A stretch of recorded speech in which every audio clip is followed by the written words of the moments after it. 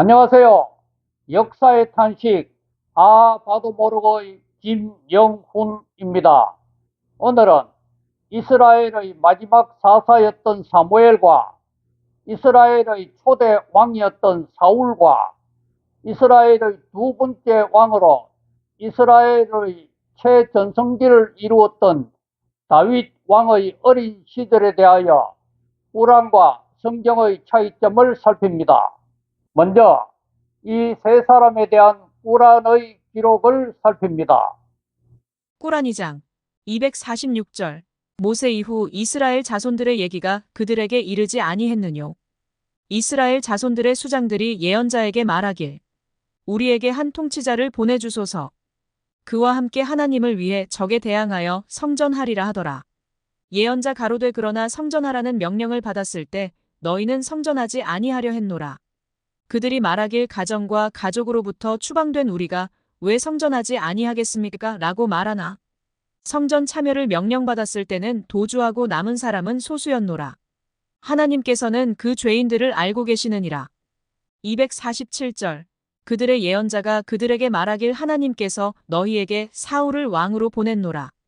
그러자 그들이 말하길 우리가 그보다 탁월한데 그가 우리의 왕이 되어 어떻게 우리를 통치한단 말이요. 그는 재산도 넉넉하지 못하오. 그분이 이르되 너희를 위해 하나님께서 그를 선택하시고 그에게 풍만한 지혜와 신체를 주셨노라. 그리고 하나님께서는 당신이 원하는 자에게 통치권을 주시노라. 그리고 하나님께서는 모든 것을 포용하고 모든 것을 알고 계시니라. 248절 그들의 예언자가 그들에게 말하길 그의 권능의 한 증표로 너희에게 계약의 상자가 올 것이요. 그 안에는 너희 주님으로부터의 평안과 모세의 가문과 아론의 가문이 남긴 것들이 들어있으며 천사들이 그것을 운반할 것이요. 너희들이 진실한 신자들이라면 그 안에는 너희를 위한 징표가 있을 것이니라. 249절 사울이 군대를 지휘하여 나가며 이르길 하나님이 강에서 너희를 시험하사 그 물을 마시는 자는 나와 함께 동행하지 아니하며 그것을 마시지 아니한 자만이 나와 함께 동행할 것이라. 그러나 한 줌의 물을 뜨는 것은 예외라. 그런데 소수를 제외한 무리가 그것을 마셔버리더라.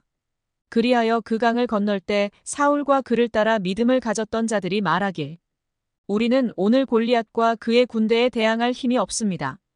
그러나 하나님을 만나리라 확신한 자들은 소수인데도 하나님의 뜻에 따라 대부대를 정복한 적이 있지 않았더뇨. 하나님께서는 인내한 자와 항상 함께 하시니라.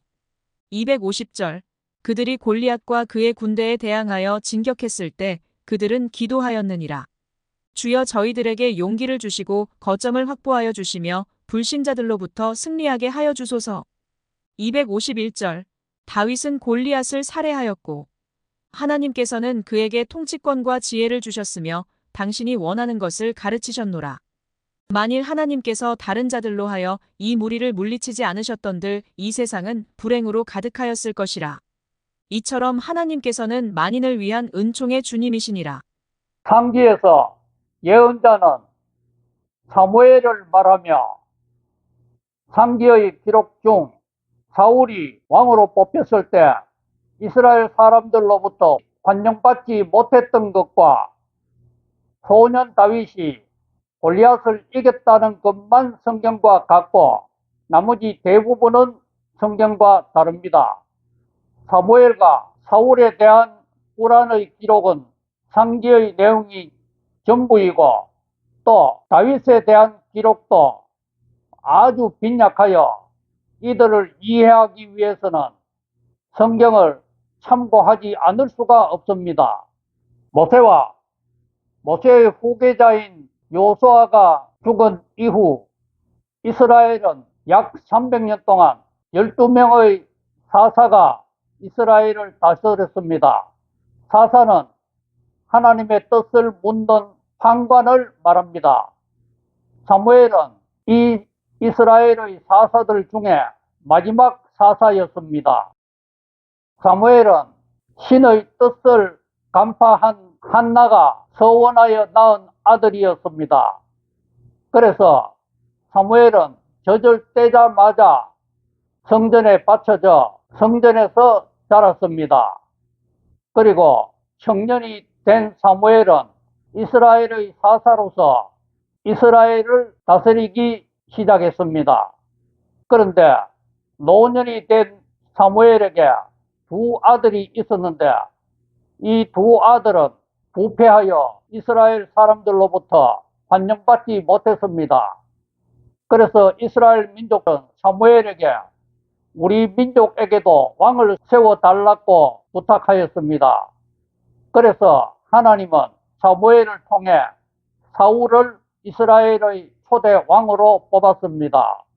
그런데 이스라엘 민족은 이 사울을 아주 싫어했습니다. 왜냐하면 사울은 베냐민 지파 사람이었기 때문이었습니다.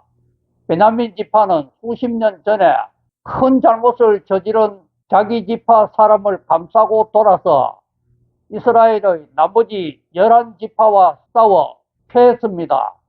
그래서 베냐민 지파의 숫자는 상당히 줄어들었고 위세가 아주 약화되었습니다. 이런 베냐민 지파에서 왕이 뽑혔기 때문에 이스라엘 민족은 사울을 싫어했습니다. 그리고 사울은 왕이 될 생각도 없어서 계속 농사를 짓고 있었는데 암몬 족속이 이스라엘을 침략함으로 인해 이스라엘과 암몬 간에 전쟁이 벌어졌습니다. 이때 사울이 나서서 하나님의 도움을 받아 대성을 하였습니다. 그러자 이스라엘 사람들은 사울을 이스라엘의 왕으로 완전히 받아들이고 모시게 되었습니다.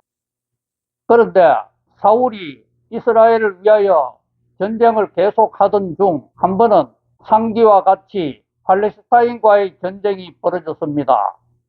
팔레스타인에서 3m 거인 장수 골리앗이 나왔는데 이스라엘에서는 아무도 나설 자가 없었습니다. 이때 하나님을 욕하는 골리앗의 말을 듣고 이에 격분한 소년 다윗이 골리앗과 싸우게 되었습니다. 다윗은 물매에 날카로운 작은 돌을 끼워 빙빙 돌려 골리앗에게 던졌는데 그 돌이 골리앗의 이마에 정통으로 맞았습니다. 그리하여 골리앗은 쓰러졌고 다윗은 쫓아가서 골리앗의 칼로 골리앗의 목을 베었습니다. 졸지에 이스라엘 민족의 영웅이 되었던 다윗은 후에 또 다른 공을 세워 사울의 사위가 되었습니다. 그런데 사울은 자기보다도 인기가 훨씬 더 높아지는 다윗을 시기하여 다윗을 죽이려고 하였습니다. 사울은 악령이 들어 끝까지 다윗을 죽이려고 했지만 그때마다 하나님의 도움을 받은 다윗은 위기를 모면하였습니다. 그러다가 다윗은 30세 때에 유다 지파의 왕이 되었고 37세 때에 이스라엘 전체의 두 번째 왕이 되었습니다. 그리고 다윗은 이때 국경을 유프라테스 강까지 또 남쪽으로는 이집트까지 넓히며 이스라엘의 최대 전성기를 이루었습니다. 상기에서 계약 상자는 언약궤, 즉 법궤를 뜻합니다. 이 언약궤 안에는 상기처럼 모세와 아론의 가문이 남긴 물건들이 들어간 것이 아니었습니다. 이 언약궤 안에는 모세가 하나님으로부터 받은 십계명이 새겨진 두 돌판이 들어가 있었습니다. 그리고 이 언약궤 앞에서 모세는 하나님을 만났고 하나님으로부터 모든 명령과 약속과 말씀을 들었습니다. 그래서 이 언약궤는 하나님의 임재를 나타내는 거룩한 법궤로 상징되었고 이 언약궤는 성전 중에서도 가장 거룩한 장소인 지성소에 안치되었습니다. 이 언약궤를 옮긴 사람은 상기처럼 천사가 아니고 레위인들이 옮겼다고 성경은 말합니다.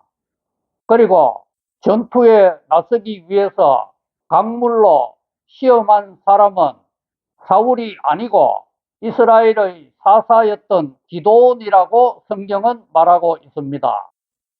오늘 제가 말씀드린 부분들에 대해 더 자세히 알기를 원하시는 분은 인터넷 서점에서 판매 중인 저의 저서 오 무함마드 당신은 누구요와 성경 속 여인들의 인생 반전과 성경 속 남자들의 인생 반전을 참고하시기 바랍니다.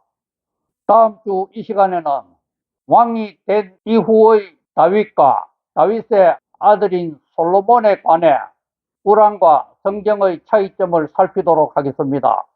감사합니다. 하나님 복 많이 누리세요.